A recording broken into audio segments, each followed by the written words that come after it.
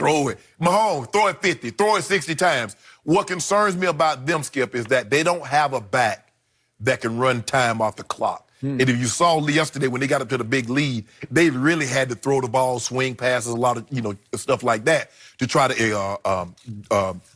take the air out of the game. But the 49ers are for real. The thing that of all the things that concern me, 49ers are very talented. The thing that concern me the most, Skip, Chiefs defense. They make too many bonehead plays that get you beat. You jump outside 4 times and give people first downs, you get beat. You go illegal hands to the face, 15 yards, you get beat. It's 3rd and 22. I just need to know, Breland, why the hell are you playing bump coverage? You're not bump, you're playing grab coverage, right? Skip, it's situational football. If they throw the ball and complete a 10-yard or 12-yard pass, so what? They still got 4th and 10. The only thing that can give them a first down, you gave them a first down on a 7-yard route because you were holding. They make dumb plays. Dumb plays, the bigger the game, dumb plays get you beat. Now, I thought they would look D Ford lining up offsides. I thought they had gotten out of that, Skip. I thought jumping offsides last year, they learned their lesson. But D Ford's now 49. Clearly they didn't. So that's the thing that concerns me most is the mistakes that the defense, because if I'm not mistaken, Skip, all the penalties came from the defense side of the football. You get beat. You get beat, you play that like that in a game of this magnitude, the Super Bowl. Yeah. So now you're sort of wavering. You're on the fence a little bit. I'm going to tell you what I'm going to be shocked by. If this game is not in the mid-70s, it might be the highest scoring game ever. I can see a situation, Skip, this is a 45-38, a 45-42 ball game, because both of these offenses are explosive. So you won 2 Super Bowls playing for a coach named Shanahan. Yeah. His name was Mike Shanahan. Am I right about that? Very. Mike Shanahan is now the de facto head coach, the unofficial head coach of the 49ers. He helps out a lot. You could say he's the assistant head coach if you want to go that far. But game plans, he is contributing heavily to. His son is a chip off that old block because he's taken it. He might even have taken it up a notch in creativity, cleverness, guts, how you finesse teams, and then how you overpower teams. Because one thing I know about this matchup, the 49ers are the more physical football team. Absolutely. Absolutely, yeah. Andy Reid has never had what I would call a physical football team. I thought their defense played pretty physically yesterday, but I still wouldn't consider it a physical defense. No. The 49ers will get after you in both trenches. I think they're a little better in both trenches. That's just me because their offensive line, nobody talks about it. It just steamrolls people. It blows people off the ball with almost what looks like rage to me, where they just delight in it after a while, and they are knocking people 4 and 5 yards off the football. And what that does, Skip, because they can run the ball so well, it slows down the pass rush. Because you're not going to be running up the field, and there's a lane, and there's Mostert going for 20 yards. And that's what slows them down. Green Bay, the Smith was neutralized. The Smith boys were neutralized because they're trying to catch and try to shed somebody to make a tackle. How can I get up the field when I got a tight end or fullback or offensive lineman in my chest, and here come Mostert running downhill? That's what makes them so good in all areas because they can run it so well. Defensive linemen can't just pin their ears back and say, okay, we're going to get the quarterback. Like the 49ers started doing yesterday once they realized the Packers had gotten down and they weren't going to run the football. All of a sudden, Bosa, Armstead, those guys started to eat. Okay. So, to your point, let's see, Patrick Mahomes or Jimmy Garoppolo? Mahomes, Garoppolo. I think I'll go Mahomes. I think so. But I'm still leaning 49ers because of all the other factors in the football game. If it degenerates to those two going at it, throw for throw, you're going to win this game. If the 49ers can play 49er football, and if they can put the heat on Patrick Mahomes that Tennessee failed to put on because the idiotic 3-man rushes. But this is a 4-man rush offense, sometimes 5, but it's 4, and they are a really good 4. They can often get home with 4. They harassed and finally just befuddled Aaron Rodgers yesterday because he's not sure where the next guy's coming from. And I don't think Aaron has the stomach to step into a lot of throws into that kind of pass rush. So Mahomes is going to get bothered early in this game and often in this game in ways he was not bothered by the Tennessee Titans.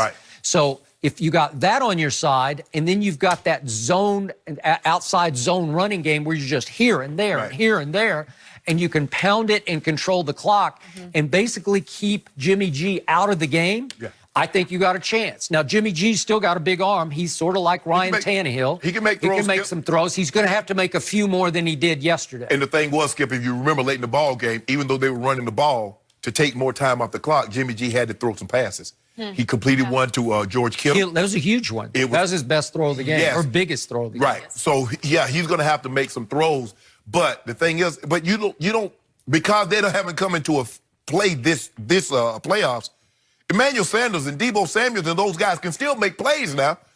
Don't underestimate them because they've been the one thing that you must do, Skip. If you play in the West Coast offense and you play receiver, you got to block.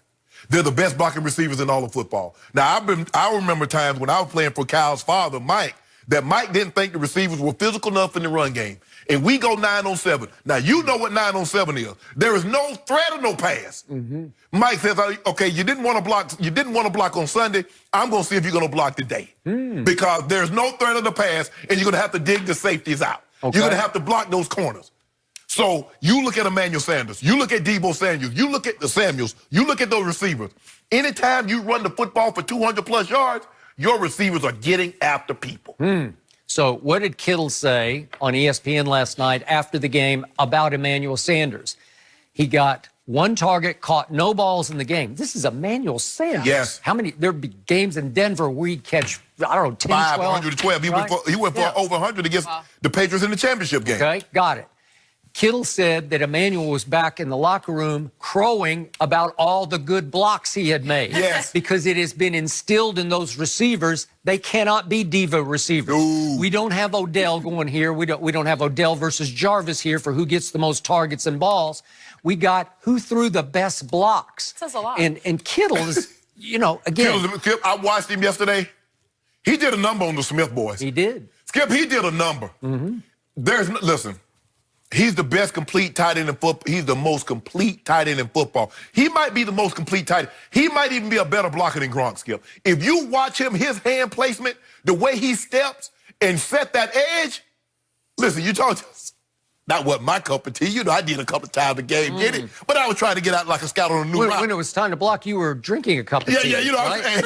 That wasn't my cup of tea. They normally put me on backside. They let Dwayne Carswell House, we call him. You handle that stuff front side. I got the back over here. Come see me a little later in the fourth quarter. But you were big play Shay. You had to make that one big play. You watch, if this is clinic, this is textbook. The way he steps and the way he sets and gets his hands inside and turns that shoulder and drives upfield, it's a thing of beauty. Kittle is for real. Well, I wasn't sure Raheem Mostert was for real because he led this team in special teams tackles also. Yeah, he's a gunner. He's a gunner. Yes. He's a special teams player. But he also led this team in rushing, not by a lot, but by some. Right. And yesterday, he really led it in rushing because he got 29 carries, and I didn't think a 180-pounder could hold up with that's a lot of carries. A lot of carries. He's a sore young man. For a second there, I thought our good friend OED, he started because you said, I'm not worried about Henry getting 248. It wasn't Henry you should have been worried about. It was Mostert. It was Mostert. But first player with 220 and 4 touchdowns. That is the first with the 4 touchdowns. And I think he and Eric are now the only two to go 220-plus in a playoff game. Right. I think so. Yeah. But he got 4 touchdowns on top of his. Eric's numbers came against my Dallas Cowboys. No, you haven't forgotten. I was there. But guess what, Skip? West Coast offense against West Coast offense. Yep. Because that's where Andy cut his teeth. He runs that. Kyle Shanahan runs the West Coast. It's going to be a thing of beauty. I'm going to be shocked. This is a fascinating matchup. Again, what's our spread now? Point and a half? 1.5. What's the over-under? I bet you the over-under at least 60. I think it was around high 50s.